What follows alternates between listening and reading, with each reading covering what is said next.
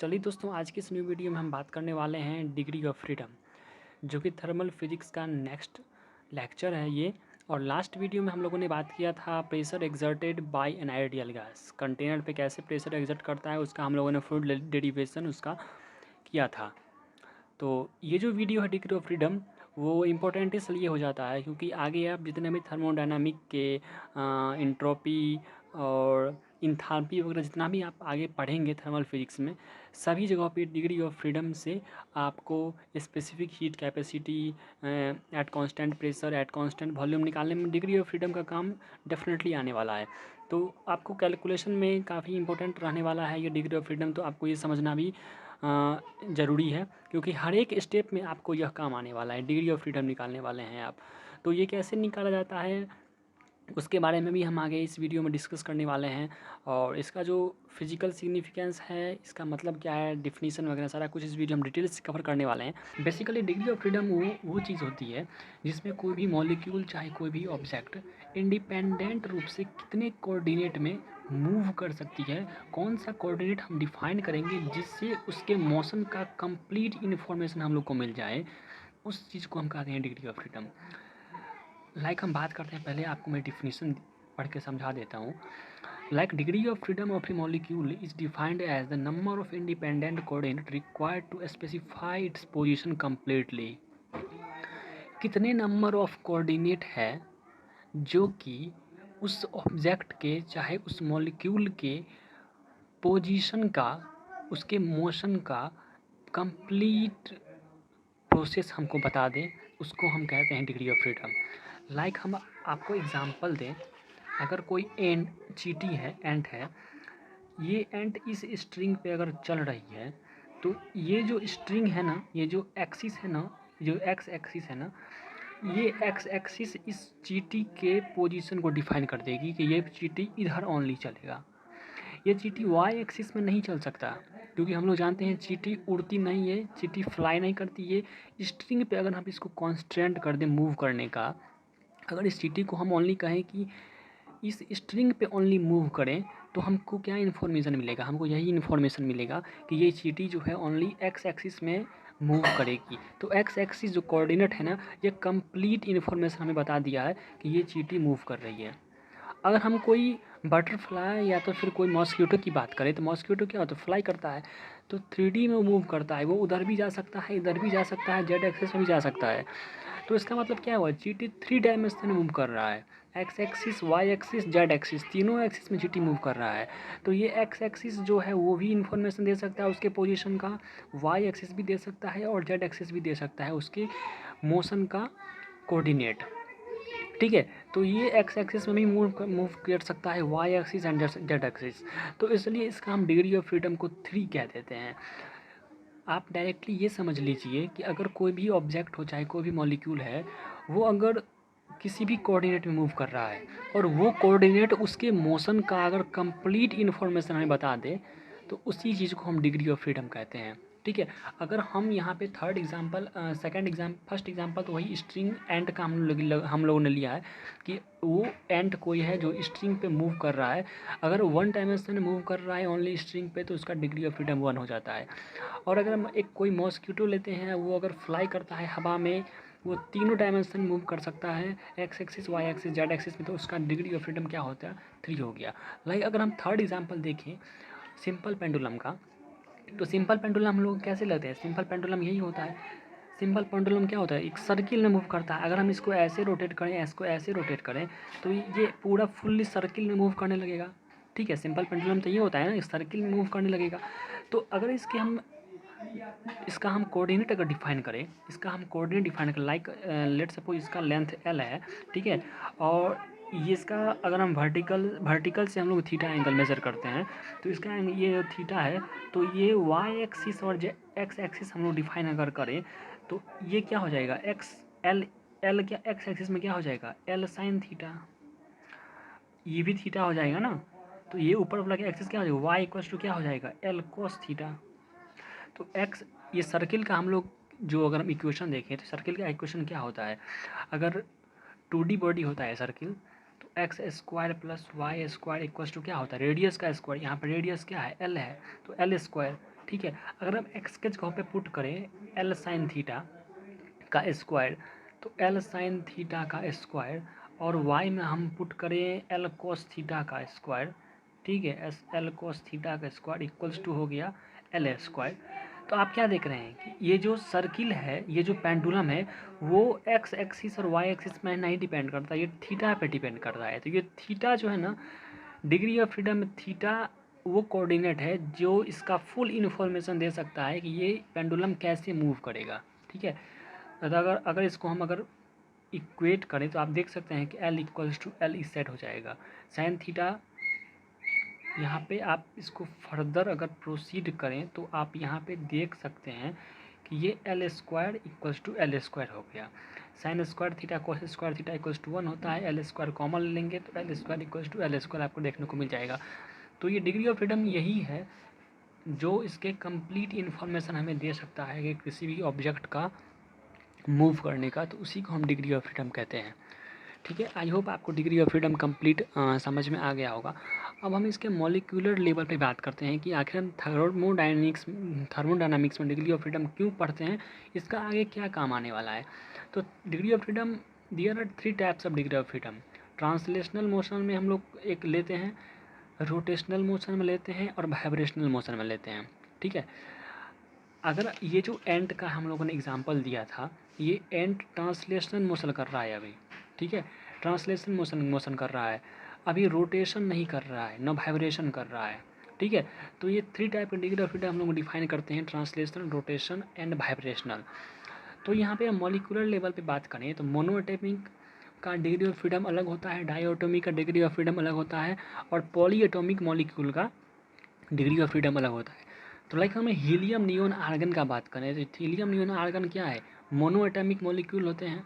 तो mono atomic molecule का degree of freedom 3 होता है। कैसे 3 होता है आगे हम देखेंगे। इसका एक फार्मूला होता है, जनरल फार्मूला होता है, उस फार्मूला के थ्रू हम देखेंगे इसका कैसे 3 होता है, ठीक है। डाईएटॉमिक मॉलिक्यूल का डिग्री ऑफ फ्रीडम 5 होता है। ये जो 5 होता है इसमें 3 ट्रांसलेशन होते हैं और 2 रोटेशन होते हैं। 5 टोटल होता है जिसमें 3 ट्रांसलेशन मोशन होता है और 2 जो होता है रोटेशन मोशन होता है। और पॉलीएटॉमिक मॉलिक्यूल जिसमें ट्राइएटॉमिक मॉलिक्यूल भी आते हैं, उसका डिग्री ऑफ फ्रीडम डिपेंड करता है उसके शेप पे, क्योंकि डिग्री ऑफ फ्रीडम जो डिपेंड करता है उसके मोशन के किसी भी मॉलिक्यूल का शेप कितना है। कोई मॉलिक्यूल रोटेट कैसे कर सकता है, अगर कोई हेवी मॉलिक्यूल है जिसका शेप अगर ऐसे है तो ये कैसे रोटेट कर सकता है, इसके डायमेंशन अलग अलग डायमेंशन में रोटेट कर सकता है। और अगर अगर ये कोई एटम है, मोनो एटॉमिक एटम है, तो ये तो मूव करेगा, मूव भी कर सकता है, या तो ये तो इसका जो मोशन स्पेसिफाई हम कैसे कर सकते हैं, ये सिंगल ट्रांसलेशन मोशन कर सकता है, ठीक है, ये सिंगल ट्रांसलेशन मोशन कर सकता है। रोटेशन कैसे करेगा, रोटेशन तो ये ना होगा, अगर कोई जॉइंट बॉडी होता है तो ये अपने एक्सिस की तरफ रोटेट कर सकता है, इस पॉइंट के थ्रू ये रोटेट कर सकता है। अगर कोई सिंगल मॉलिक्यूल है तो वो तो सिंपल ट्रांसलेट कर सकता है ऐसे करके। तो वही बात है, पॉलीएटॉमिक मॉलिक्यूल वो मॉलिक्यूल होते हैं जिसमें उसके शेप पे डिपेंड कर सकता है कि वो कैसे कर सकता है, रोटेशन कर सकता है कि वाइब्रेशन कर सकता है, उस पर डिपेंड करता है। तो चलिए आगे हम बात करते हैं एक जनरलाइज फार्मूला की। उस जनरलाइज फार्मूला के थ्रू हम डिग्री ऑफ फ्रीडम निकालना जानेंगे। तो ये जनरलाइज फार्मूला ये है, हम यहाँ पे देखते हैं। तो degree of freedom can be obtained from general result. ये जो रिजल्ट है एफ इक्वल्स टू, यहाँ पे डिग्री ऑफ फ्रीडम को डिफाइन करता है 3n-c, और सी यहाँ पे कॉन्स्टेंट है। कॉन्स्टेंट कहने का मतलब वो चीज़ जिसके रिस्पेक्ट में वो ऑब्जेक्ट मूव ना करे। कहने का मतलब, मेरा बात कहने का मतलब ये है कि अगर कोई बॉडी है, अगर कोई ये बॉडी और ये बॉडी ज्वाइंट है, तो इसके रिस्पेक्ट में तो वो मूव नहीं करेगा, ये बॉडी इधर तो मूव नहीं करेगा, ये ऐसे मूव कर सकता है, या तो फिर वाई एक्सिस में मूव कर सकता है, जेड एक्सिस में, ये एक्स एक्सिस में तो ऐसे मूव नहीं कर सकता है। तो कॉन्स्टेंट कहने का मतलब ये होता है कि एक अवरोध, हिंदी में इसको कह सकते हैं अवरोध, और उसको रुकावट दे, उसको कॉन्स्टेंट कहते हैं, ठीक है। लाइक अगर हम ये इसी पेन का एग्जांपल लें तो पेन का अगर एग्जांपल लें तो इसका ये पार्ट और इसका ये पार्ट ये दोनों तो सेम है ना। इस पेन को तो हम कैसे रोटेट कर सकते हैं, ऐसे रोटेट कर सकते हैं, चाहे ऐसे रोटेट कर सकते हैं। ये वाला पोर्शन इसके रिस्पेक्ट में ये तो रोटेट नहीं ना हो रहा है, ये वाला पोर्शन तो रोटेट नहीं हो रहा है, ये हम कैसे रोटेट करते हैं, इसके ऐसे रोटेट कर सकते हैं या तो फिर ऐसे रोटेट कर सकते हैं। बीच वाला पोर्शन जो ये और ये पोर्शन जो कनेक्ट है तो यहाँ पे रोटेशन तो नहीं हो रहा है, यहाँ पे रोटेशन तो नहीं हो रहा है, तो वही कॉन्स्टेंट हो गया। जो हमें रुकावटें दें उसको कॉन्स्टेंट कहते हैं। ठीक है, तो number of degree of freedom can be obtain from general result. यहाँ पे 3n-c 3 यहाँ पे डिपेंड करता है कि आपका डायमेंशन क्या है। यहाँ अगर हम 3 डायमेंशन में अगर कोई मूव कर रहा है तो यहाँ पे 3 होगा। अगर 2 डायमेंशन प्लेन है तो वहाँ पे हम 2n-c लिखेंगे। अगर 2 डायमेंशन प्लेन है तो यहाँ पे हम लिख देंगे 2n-c। ठीक है, यहाँ पे तो फॉर्मूला बन जाएगा 2n-c। ठीक है, एन यहाँ पे डिपेंड करता है नंबर ऑफ पार्टिकल कितने हैं। अगर आप मोनो एटॉमिक है तो n=1 हो जाएगा। अगर डाई एटॉमिक है तो n= क्या हो जाएगा, 2 हो जाएगा। अगर ट्राई एटॉमिक है तो n= क्या हो जाएगा, 3 हो जाएगा। और सी जो है यहाँ पे वो कांस्टेंट को डिफाइन करता है, एक रुकावट जिसके रिस्पेक्ट में वो चीज़ मूव ना करे जहाँ पे, उसको कांस्टेंट कहते हैं। ठीक है, तो थोड़ा हम कॉपी के पेज को थोड़ा हम ठीक से इसको मोड़ लेते हैं। ओके, और यहाँ पे हम उसके बाद बात करेंगे डिग्री ऑफ फ्रीडम आगे कैसे हम समझेंगे। तो आपको ये नोट्स बिल्कुल मिल जाएगा, इसके लिए आप नो टेंशन, आप यहाँ पे नोट्स देख कर रीड कर सकते हैं। काफ़ी अच्छे से मैंने लिख दिया है। तो degree of freedom of different gases, जैसे कि लाइक मोनो एटॉमिक की बात करें तो मोनो एटॉमिक गैस क्या होता है, हीलियम, नियोन और आर्गन। तो यहाँ पे कोई कांस्टेंट नहीं है, यहाँ पे तो कोई मॉलिक्यूल बाउंड नहीं कर रहा है, ये तो सिंपल मॉलिक्यूल है। यहाँ पे कोई भी मॉलिक्यूल बाउंडेशन तो यहाँ पर नहीं है, तो इसका कांस्टेंट क्या हो गया, 0। यहाँ पे कोई भी बाउंडेशन नहीं है, इसका कांस्टेंट क्या है, 0। डिग्री ऑफ फ्रीडम क्या हो जाएगा, इसका 3 हो जाएगा। ठीक है, इसका डिग्री ऑफ फ्रीडम क्या हो जाएगा, 3 हो जाएगा। लाइक हम डायटोमिक की बात करें, डायटोमिक में O2 चाहे N2, यहाँ पे क्या है, बॉन्ड है, ये एक बॉन्ड बना हुआ है। इस बॉन्ड में यहाँ पे ऐसे ये मूव नहीं कर सकता है, ये ऐसे यहाँ पे दोनों मॉलिक्यूल यहाँ पे जो लगे हुए हैं ये मूव नहीं कर सकते। ये तो मूव कर सकते हैं, लाइक ऐसे करेंगे चाहे ऐसे करेंगे मूव। ठीक है, तो ये यहाँ पे कांस्टेंट लगा हुआ है, तो इसका कांस्टेंट यहाँ पे 1 है। ये डबल बॉन्ड है, तो डबल बॉन्ड को यहाँ पे आपको 2 नहीं देना है, कांस्टेंट सिंगल की तरह आपको ट्रीट करना है। ये बॉन्ड है तो यहाँ पे कांस्टेंट क्या हो गया, 1। और अगर एटम 2 हैं तो यहाँ पे 3n के जगह पे आप क्या लेंगे, n के जगह पे आप 2 लेंगे। ठीक है, और 3 रहेगा क्योंकि 3 डायमेंशनल में ये मूव करेगा। 3 डायमेंशनल हम लोग लेते हैं तो ये 3 डायमेंशनल प्लेन है, इसके लिए यहाँ पे n 3 होगा। और 3 × 2 - 1 तो 5, यहाँ पे 5 हो गया। तो डायटोमिक मॉलिक्यूल क्या क्या हो गया, यहाँ पर डिग्री ऑफ फ्रीडम 5 हो गया। तो इसी में 5 में यहाँ पे 3 ट्रांसलेशन होते हैं और 2 रोटेशन होते हैं। ठीक है, यहाँ पे वाइब्रेशनल मोशन नहीं होता है, वाइब्रेशनल मोशन की बात हम आगे करेंगे। वाइब्रेशनल मोशन यहाँ पे नहीं होगा, एक्सपेरिमेंटली ऐसा देखा गया है कि यहाँ पे वाइब्रेशन मोशन नहीं होता है O2 में। वाइब्रेशन मोशन डिपेंड करता है कि किसी भी मॉलिक्यूल में कितना एनर्जी होता है, उस पर डिपेंड करता है कितना यहाँ पे टेम्परेचर रहता है। किसी भी स्पेसिफिक टेम्परेचर पर वहाँ वाइब्रेशन मोशन आता है, वैसे ही वाइब्रेशन मोशन नहीं आता है। तो डायटोमिक मॉलिक्यूल N2O2 में देखा गया है एक्सपेरिमेंटली कि यहाँ पे कोई भी वाइब्रेशन मोशन नहीं होता है, इसलिए हम लोग 3 ट्रांसलेशन मोशन होता है और यहाँ पे 2 रो से रोटेशन हो गया। तो टोटल क्या हो गया, 5 डिग्री ऑफ फ्रीडम हो गया। ठीक है, अब हम बात करते हैं लीनियर ट्राई एटॉमिक गैसेस के बारे में। ठीक है, linear try atomic gas CO2 और H2। ठीक है, यहाँ पे देखिए, यहाँ पे कांस्टेंट कितना हो गया, 2, एक ये कांस्टेंट और एक ये कांस्टेंट। तो यहाँ पे 3 × 3 टोटल एटम कितने हैं, 3, और डायमेंशन प्लेन कितना है, 3। तो 3 × 3 - 2, तो यहाँ पर डिग्री ऑफ फ्रीडम क्या हो गया, 7। डिग्री ऑफ फ्रीडम क्या हो गया, 7। इसमें हम देखते हैं कि लीनियर ट्राई एटॉमिक या पॉली एटॉमिक मॉलिक्यूल, इसको हम पॉली एटॉमिक मॉलिक्यूल भी कह सकते हैं, क्योंकि अगर 2 और 1 से अगर ज़्यादा भी नंबर ऑफ एटम हो तो उसको हम पॉली एटॉमिक मॉलिक्यूल कहते हैं। तो यहाँ पे 3 ट्रांसलेशन हो गया, 2 रोटेशन हो गया और 2 वाइब्रेशन हो गया। ठीक है, किसी भी सर्टेन टेम्परेचर पे ये है, इसलिए वाइब्रेशन मोशन यहाँ पे दिखा रहा है। CO2 एंड H2O के पास वाइब्रेशनल एनर्जी रहते हैं, इसलिए यहाँ पे टोटल 7 डिग्री ऑफ फ्रीडम यहाँ पे हम लोग को देख रहे हैं। ठीक है, अब हम आगे बात करते हैं एट अ लो टेम्परेचर। यहाँ पे हम बात करते हैं एट लो टेम्परेचर और एट हाई टेम्परेचर पे CO2 का डिग्री ऑफ फ्रीडम कैसे वैरी करता है उसके बारे में हम बात करते हैं।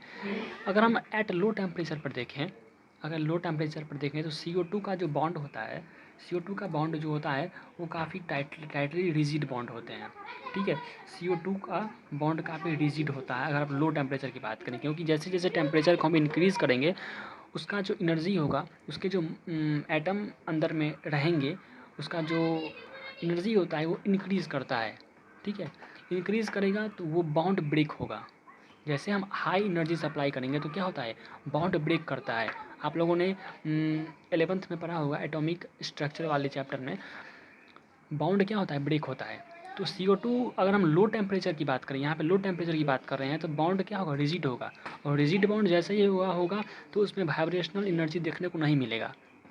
ठीक है, तो यहाँ पे डिग्री ऑफ फ्रीडम क्या हो जाएगा, 5 ही रह जाएगा। Vibration motion restricted due to low temperature, low temperature पे वाइब्रेशन मोशन नहीं दिखाई देता है।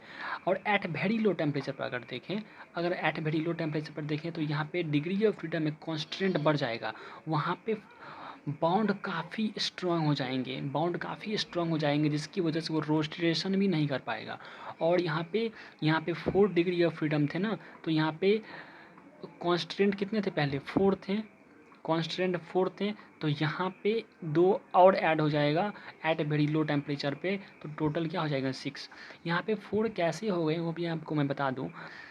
स्टार्टिंग में CO2 में कितने कॉन्स्टेंट थे, 2, और 2 हम इसलिए ऐड किए हैं एक्स्ट्रा, एक्सपेरिमेंटली भी देखा गया है। 2 एक्स्ट्रा इसलिए यहाँ पे कांस्टेंट ऐड हुआ है क्योंकि लो टेम्परेचर है। लो टेम्परेचर पे रोटेशन नहीं, रोटेशन के कारण रोटेशन ही होते हैं, वाइब्रेशन नहीं होते हैं, इसलिए हम 2 इसमें एक्स्ट्रा कांस्टेंट ऐड किए हैं। ठीक है, कुछ बातें आपको रिमेंबर भी रखनी होंगी। नॉर्मली अगर देखा जाए तो लो टेम्परेचर पे यहाँ पे वाइब्रेशन नहीं होते हैं। मैंने यहाँ पे लिखा है, देख सकते हैं, rigid bond vibration motion not possible, in rigid bond vibration motion not occur. तो एट वेरी लो टेम्परेचर की अगर बात करें तो यहाँ पे ओनली ट्रांसलेशन मोशन होगा, रोटेशन मोशन भी नहीं होगा। ठीक है, अब हम बात करते हैं एट हाई टेम्परेचर पे। हाई टेम्परेचर पे क्या होगा, हाई टेम्परेचर पे वो होगा जो आप सोच रहे हैं। क्या सोच रहे हैं कि बॉन्ड, टोटल बॉन्ड ब्रेक हो जाएंगे, यहाँ पे कांस्टेंट 0 हो जाएगा, हर एक बॉन्ड अलग अलग हो जाएंगे, O अलग हो जाएगा, C अलग हो जाएगा, सारा बॉन्ड ब्रेक हो जाएगा। ठीक है, बॉन्ड ब्रेक होने पे यहाँ पे 0 कांस्टेंट होंगे, 3 × 3 = 9, टोटल डिग्री ऑफ फ्रीडम क्या हो जाएगा, 9 जैसे ही हो जाएगा तो यहाँ पे वाइब्रेशन मोशन भी आ जाएगा, तो वाइब्रेशन 4 वाइब्रेशन मोशन होगा, 2 रोटेशन मोशन होगा और 3 ट्रांसलेशन मोशन होगा। ठीक है, हाई टेम्परेचर पे वाइब्रेशन एनर्जी आ जाती है मॉलिक्यूल में, तो ये हो जाएगा। ठीक है, अब हम बात करते हैं नॉन लीनियर ट्राइएटॉमिक मॉलिक्यूल। हम लोग ऊपर यहाँ पे हम बात किए थे लीनियर ट्राइएटॉमिक मॉलिक्यूल जो कि स्ट्रेट लाइन में होते हैं, नॉन लीनियर होते हैं जो कि कुछ बैंड रहते हैं, जैसे कि H2O मॉलिक्यूल है, ये नॉन लीनियर है, इसका एंगल क्या है, 104.5 डिग्री। ठीक है, तो यहाँ पे डिग्री ऑफ फ्रीडम क्या हो जाएगा, लोन पेयर की वजह से भी कॉन्स्टेंट आता है। ठीक है दोस्तों, लोन पेयर की वजह से भी कॉन्स्टेंट आता है, और यहाँ पे बॉन्ड की वजह से भी जो कॉन्स्टेंट आया है, तो टोटल यहाँ पे 1 2 3 कॉन्स्टेंट हुए, तो 3 × 3 - 3 = 6। तो लो टेम्परेचर की वजह से यहाँ पे आप लोग जानते हैं कि वाइब्रेशन एनर्जी नहीं होते हैं, वाइब्रेशन मोशन नहीं होता है, इसी के कारण 3 ट्रांसलेशन हो गया और 2 रोटेशन हो गया। तो टोटल यहाँ पे डिग्री ऑफ फ्रीडम यहाँ पे क्या रहेगा, यहाँ पे 3 हो जाएगा। सॉरी दोस्तों, यहाँ पे 3 रोटेशन होगा। ठीक है, यहाँ पे 3 रोटेशन होगा क्योंकि हमें टोटल 6 डिग्री ऑफ फ्रीडम मिला है। ठीक है, अगर आगे हम बात करें हाई टेम्परेचर पे चाहते हैं कि बॉन्ड ब्रेक हो जाते हैं, बॉन्ड जैसे ही ब्रेक होंगे कि कांस्टेंट 0 हो जाएंगे, कांस्टेंट 0 होने पे आपको F = क्या मिल जाएगा, 9, तो 3 ट्रांसलेशन मिल जाएगा, 3 रोटेशन मिल जाएगा और 3 वाइब्रेशनल मोशन मिल जाएंगे। ठीक है, तो आपको यही ध्यान रखना है कि अगर आप टेम्परेचर इंक्रीज़ करेंगे तो वहाँ का मॉलिक्यूल का रैंडमनेस भी इंक्रीज़ हो जाएगा, और रैंडमनेस जैसे इंक्रीज़ होगा तो वाइब्रेशन एनर्जी भी उसमें आ जाएगी, तो उसके जो मॉलिक्यूल का मोशन है वो एक एक्स्ट्रा डायमेंशन में होने लगेगा। ठीक है, तो वो आपको डिफाइन करना पड़ेगा। तो यही होता है बेसिक फार्मूला, आपको ये रिमेंबर करना है कि F = 3n - c होता है। यहाँ पे C कांस्टेंट की तरह काम करेगा, n होता है नंबर ऑफ मॉलिक्यूल, और 3 जो होता है वो प्लेन को डिनोट करता है कि कौन से प्लेन में वो ऑब्जेक्ट या वो मॉलिक्यूल मूव कर रहा है। तो F = ये फार्मूला आपको याद रखना है। आगे हम जो वीडियो अपलोड करेंगे थर्मोडायनामिक्स पे CP और CV के बारे में हम बात करेंगे, ठीक है। CP बात करेंगे, CV बात करेंगे, specific heat at constant temperature at constant volume में, उसमें आपको डिग्री ऑफ फ्रीडम का काम आने वाला है। तो ये सब आपको मूव करना हो, आपको याद करना होगा। हर एक डायमेंशन में हर एक मॉलिक्यूल का डिग्री ऑफ फ्रीडम कितना होता है वो आपको अगर आप रिमेंबर कर लेंगे, आपको प्रोसेस भी आना चाहिए कैसे हम लोग निकालते हैं, तो ये होता है। तो आई होप ये वीडियो आपको पसंद आया होगा। अगर नोट्स यहाँ पे नहीं लिखा है तो आप लोग लिख सकते हैं, यहाँ पे आप लोग स्क्रीनशॉट भी ले सकते हैं, ठीक है। आप लोग यहाँ पर स्क्रीनशॉट भी ले सकते हैं, और या तो फिर मैंने जो पूरा फुल वीडियो में दिखाया है उससे भी आपको नोट कर सकते हैं। तो आई होप ये वीडियो आपको पसंद आया होगा। मिलते हैं कुछ अगले नेक्स्ट वीडियो में कुछ न्यू टॉपिक के साथ। Till then keep enjoying and keep reading.